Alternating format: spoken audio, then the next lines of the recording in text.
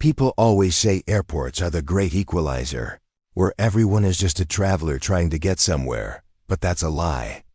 The moment Zariah stepped into the priority boarding lane, every eye around her sharpened with silent judgment. She wasn't flashy, she wasn't dressed in designer clothes, she wasn't carrying luxury luggage. She was a tall black girl in an oversized sweatshirt, worn sneakers, and a canvas tote bag that had seen better years. But the confidence in her steps didn't match her appearance, and that confused people.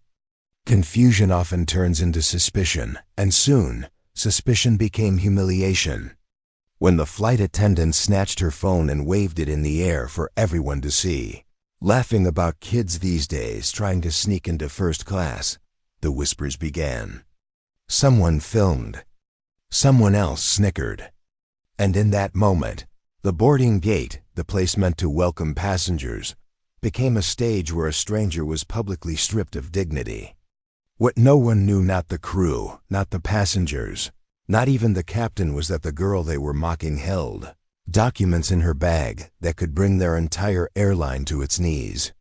And in less than 20 minutes, the first tremor of that truth would shake the cockpit at 30,000 feet. Zariah had never cared much about appearances. She wasn't the type to dress to impress, not even on a day as important as this. The sweatshirt she wore belonged to her brother, who passed away last year. The bag she carried was handed down by her mother. Everything she owned told a story, but people often couldn't see past her skin, her clothes, or the simplicity of how she carried herself. She wasn't here for luxury, she was here for duty. An official appointment had summoned her to London, a mission that required confidentiality, discretion, and a willingness to stay invisible. The Aviation Safety Board hadn't sent her because she looked like authority. They sent her because she moved like a shadow, quiet, observant, unnoticed. But today, she wasn't unnoticed. Today, she became the target of the very behaviors her investigation was designed to expose. The gate agent smiled politely. But the lead flight attendant, Lila Ward, stepped in like a barrier between Zariah and her assigned seat. There was no curiosity in her eyes, only judgment, sharp, cold, and razor-edged. Layla didn't ask a single question. She didn't greet her like a passenger.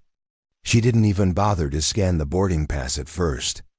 She just assumed, immediately and loudly, that Zariah was in the wrong place. "Sweetheart, business class isn't a sightseeing tour," she said, tone dripping condescension. The passengers behind Zariah began shifting impatiently, not because she had done anything wrong, but simply because she existed in a space they didn't want to share with her. And when Zariah tried to explain calm, steady, dignified, Lila escalated. She laughed. She mocked. She deleted Zariah's digital boarding pass and reassigned her to a cramped seat near the lavatory without hesitation, as if moving people like chess pieces was part of her entertainment. Even then, Zariah did not break. She sat, folded into the narrow seat, listening to the hollow thuds of luggage being stowed overhead and the flight attendants rushing past her without a glance. She kept her expression still, but her mind was racing, not with anger, but with clarity. Every detail mattered. Every tone of voice. Every lie Leela told. Every discriminatory action was another piece in the puzzle she was here to document. And then, as the cabin door locked and the engines hummed awake, she pulled out her secure device and wrote one simple message to her handler: "Breach identified. Continue monitoring." Up in the cockpit, Captain Rowan Reeves had flown for 25 years and thought he had seen every type of in-flight, alert imaginable engine faults, weather diversions, medical emergencies. But the moment the ACAR screen lit up with a gold-coded message, his breath caught. Gold alerts weren't for turbulence. They weren't for equipment issues. They came from the highest tier of corporate authority, used only for matters considered urgent, confidential, and potentially catastrophic. The message was short, but the tone was unmistakable. Locate passenger Zariah Cole immediately. Clearance level Alpha, no crew disclosure. Corporate standing by. He frowned, scrolling back twice to make sure he hadn't misread it. A clearance Alpha passenger flagged as missing? How was that possible? As he reached for the interphone to call the cabin, he didn't realize that the next few minutes were about to unravel everything Lila thought she controlled, everything the crew thought they understood about authority, and everything this airline believed about its own reputation. The plane was climbing, passengers were settling in, but the real turbulence was only beginning, because the girl they mocked at the gate wasn't just a passenger. She was the test they all were about to fail. Zariah stood at the edge of the priority boarding lane, fingers tight around her phone. Her heart wasn't racing from excitement. It was the weight of what she carried in her tote bag: confidential audit files, recordings, and signed statements. She was here on assignment, not vacation. But to everyone else, she just looked like a broke student who'd wandered into the wrong line. Layla, the lead flight attendant, stepped in front of her like a gatekeeper. "Sweetheart, this lane is for business and elite. Economy is over there." Her voice was syrup on top, sandpaper underneath. Zariah held out her digital boarding pass. "This is my lane," she said calmly. Layla didn't check the name, didn't scan the code. Her eyes scanned Zariah instead: hoodie, sneakers, tote bag, and decided the story. "Nice try," she chuckled loudly. "You kids and your fake apps." The people behind Zariah shifted, annoyed. A man muttered, "Always wasting time." Finally, Layla yanked the scanner, pointed it at the screen. Beep. Green. Priority 1. She frowned, hit reset, scanned again, then manually tapped her console. "System glitch," she announced. "You've been reassigned. Back of the plane, near the lav." "You're welcome." Zariah walked away silently, but she wasn't done. Not even close. Row 47C smelled like reheated coffee and old air. Zariah slid into the narrow seat, knees almost touching the one in front. Every bump of her roller bag down the aisle grazed her shoulder. Leela watched to make sure she sat, then turned away as if she'd taken out the trash. The PA chimed. "Ladies and gentlemen, welcome aboard." Leela's polished voice floated through the cabin, nothing like the sharp tone she'd used at the gate. Zariah opened her tote bag just enough to pull out a small, secure device. It wasn't a normal phone. No social media, no games. Just an encrypted channel and a few preloaded documents. She typed, "Zia 219. Boarding discrimination logged. Ticket tampered. Seated 47C. Proceeding." She hit send. One row ahead, a woman who'd watched the whole thing stared straight ahead, guilty silence sitting heavy on her shoulders. Up in the cockpit, Captain Rowan Reeves reviewed the takeoff briefing. It was a routine overnight to London, at least on paper. As the plane pushed back, a gold-coated ACRS alert flashed on his screen. He blinked. Gold. That almost never happened. "What now?" He muttered. The message was chillingly direct. "Locate passenger Zariah Cole immediately. Clearance Alpha. No crew disclosure. Corporate standing by." Suddenly, this wasn't a normal flight anymore. Rowan read the message twice, then a third time. "Clearance Alpha." That level was reserved for undercover auditors, federal observers. Or far worse. Yet the manifest showed Zariah Cole as no-show. Someone had manually changed her status. "Davis," he said to his first officer, "who handled boarding on this leg?" Davis checked the notes. Lead was Leela Ward. She's been with the company a decade. Rowan's jaw tightened. "Call her up. Now, use the crew channel." He hit the interphone button. "Leela, this is the captain. I need you in the cockpit with the manifest." Down in the galley, Leela rolled her eyes. "Seriously? We haven't even served water and he needs a meeting?" She handed a tray to another attendant and strutted forward, rehearsing a light complaint about short staffing. The moment she stepped into the cockpit, She knew something was off. The usual banter was gone.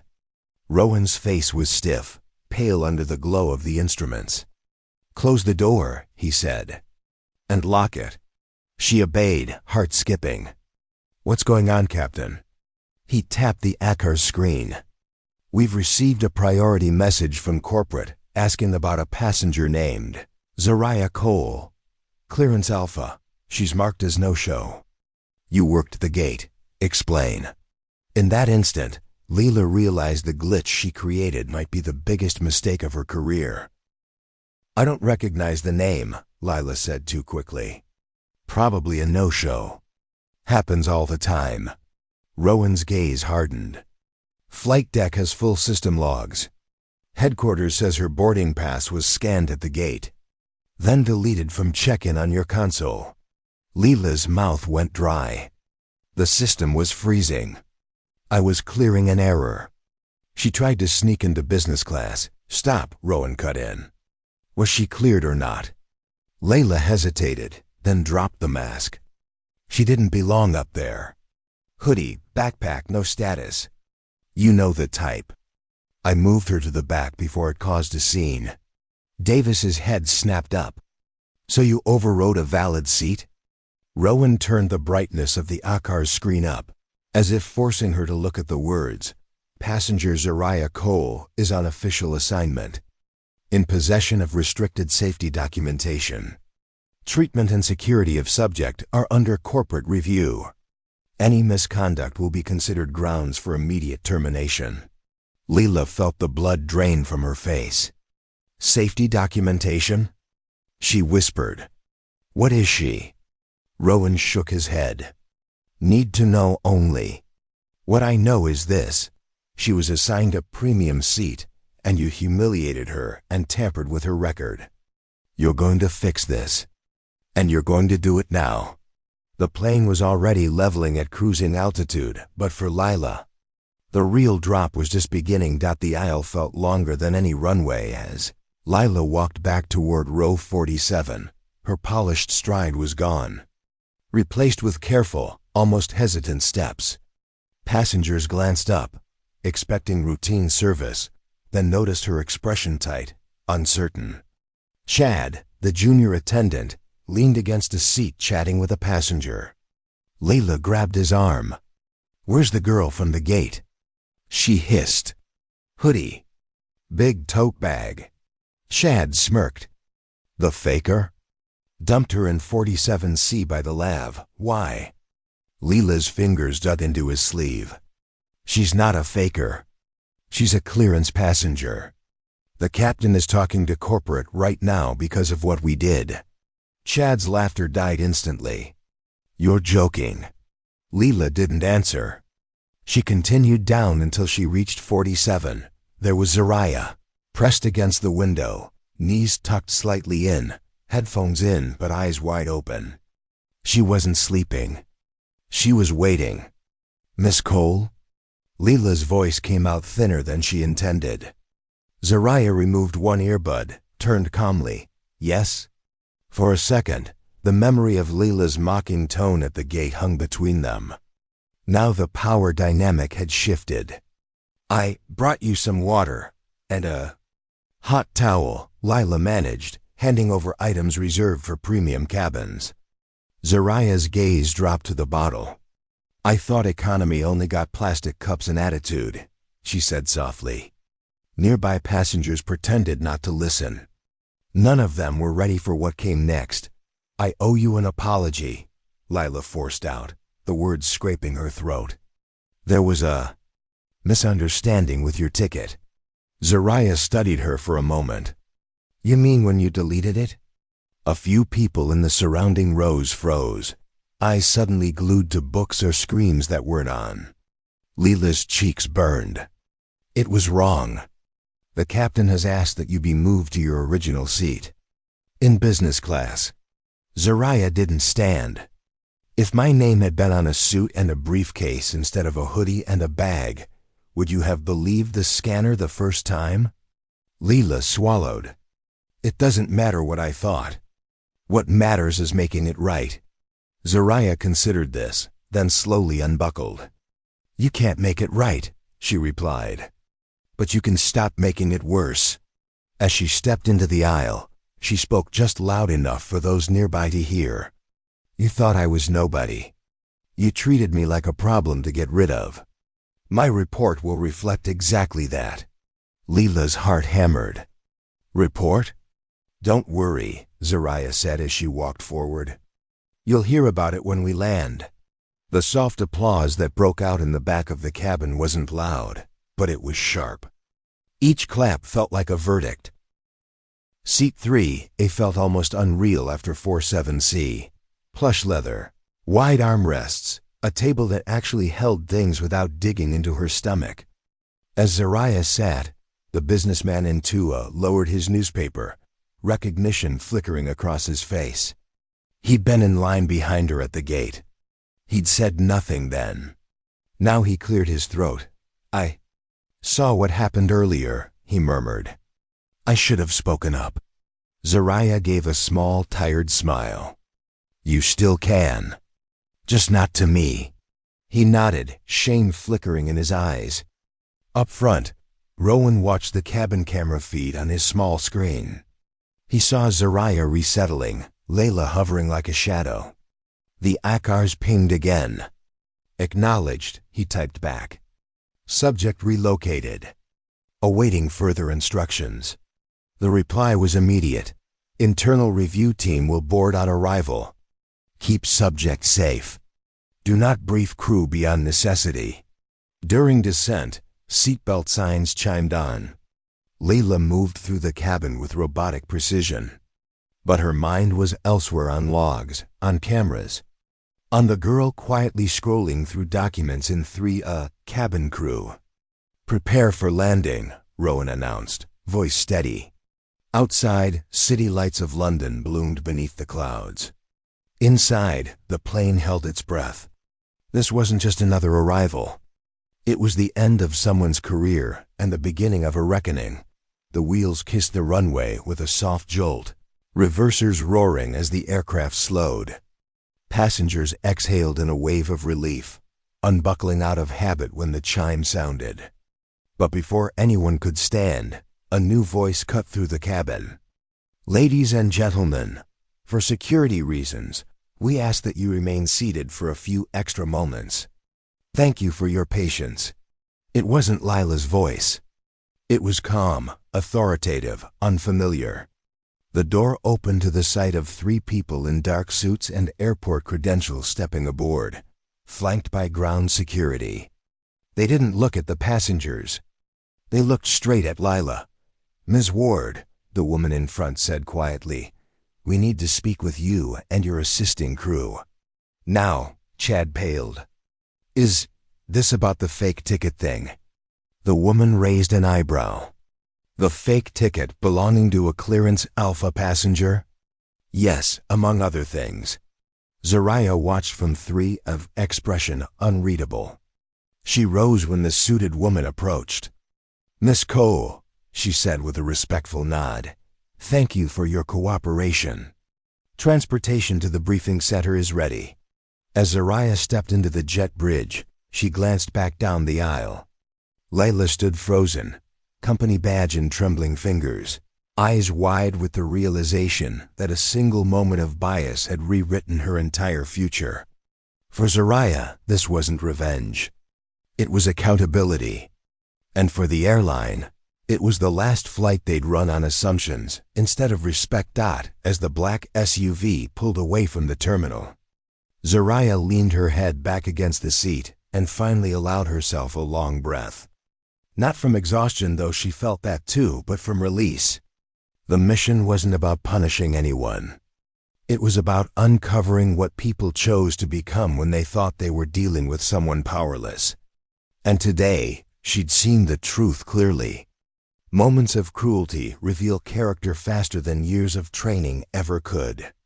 The airline would rewrite its policies, investigations would unfold, and new standards would rise not because of a headline, but because one girl refused to shrink herself to fit the assumptions made about her. Behind her, The plane she'd left felt like a different world entirely. Passengers filed out with hushed voices, some avoiding her gaze, others offering small nods of respect. The crew who once ruled the aisle with unchecked confidence now sat in a quiet conference room, facing questions they never imagined they'd have to answer. Everything had shifted because one act of prejudice was seen by the wrong person on the wrong day. Or perhaps the right day. As the city skyline came into view, Zariah opened her secure tablet and began typing her official report. Her fingers moved steadily, each line shaping the future of how thousands of passengers would be treated. The audit wasn't just documentation. It was a blueprint for change built on dignity, fairness, and the simple truth that every traveler deserves respect. She paused, looking out at the lights streaking past. Her brother used to tell her, "You don't change people by shouting at them. You change them by showing what's possible." Today she had shown them. Not with power, not with force, but with unwavering composure in the face of disrespect. When she closed her tablet, the screen reflected her face, not the tired girl the crew mocked, but the woman who carried an entire industry's accountability in her bag. She allowed a small smile, the first real one of the day. The world outside continued moving, unaware of the ripple she had just created. But tomorrow, flights would run differently. Crews would think differently. And the story of the girl in the hoodie would echo far beyond a single cabin aisle. Because sometimes, change doesn't come from the loudest voice. Sometimes, it comes from the one they underestimated.